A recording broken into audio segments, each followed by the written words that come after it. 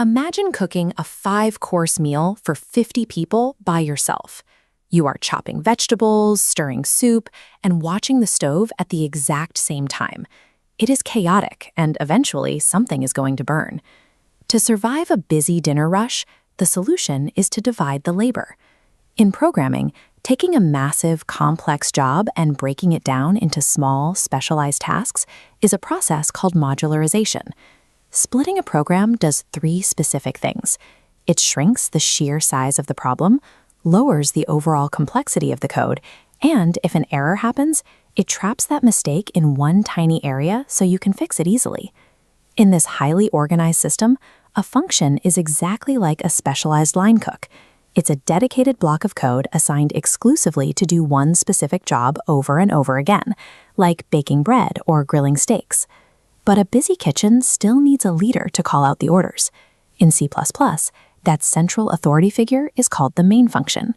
Every single time you run a program, the computer starts its work right here. Writing software means you aren't forced to juggle every single task yourself. You are organizing a brigade of workers, waiting for their head chef's command. For a specialized worker to do their job, the head chef has to hand them the right raw materials. In our code, the specific inputs we pass into a function are called arguments, or parameters. Look at this diagram. If we have a function named makeCoffee, the arguments are the physical ingredients it needs to work. We hand the water, milk, and sugar directly to the function inside those parentheses.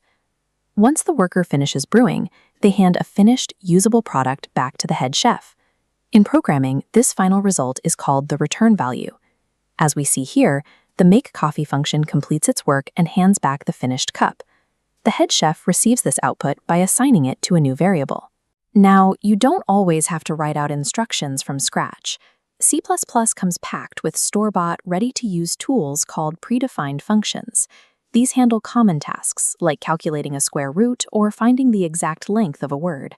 But when you need your program to do something totally unique, like calculating a very specific employee bonus, you write a user-defined function.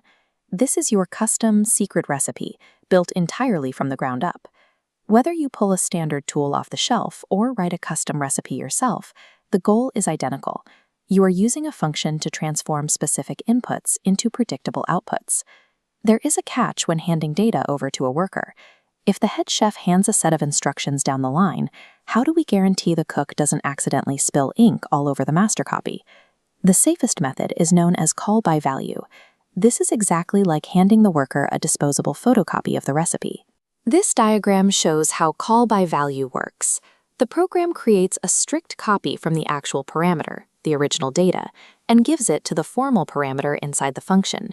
Because they are completely isolated, any mistakes the function makes absolutely cannot change the original data. The alternative method is known as call by reference. This is when you trust your worker enough to hand them the singular original master recipe book to work from directly. To do this in C++, we use an ampersand symbol. It links the memory, ensuring the head chef and worker look at the exact same location. Since they share memory, any alterations made by the worker instantly change the original data. Deciding between call by value and call by reference comes down to one core choice. Do you need to strictly protect your data, or do you deliberately want your function to modify the original information? To keep a kitchen running smoothly, there are strict rules defining who is allowed to use which tools. In programming, these boundaries are called scope. A local variable is a tool declared inside a specific function. Just like this sushi chef's custom knife, it belongs exclusively to that specific worker and cannot be used by anyone else. A global variable, on the other hand, is declared completely outside of all functions. Think of it as the kitchen's walk-in fridge. It is a shared asset accessible to every single worker on the line. By carefully managing scope, you ensure workers only interact with the exact tools they are authorized to use. This keeps your code clean and prevents instructions from becoming tangled. Step back and look at the fully operational system. The main function is seamlessly delegating arguments to specialized workers and receiving perfect return values right back.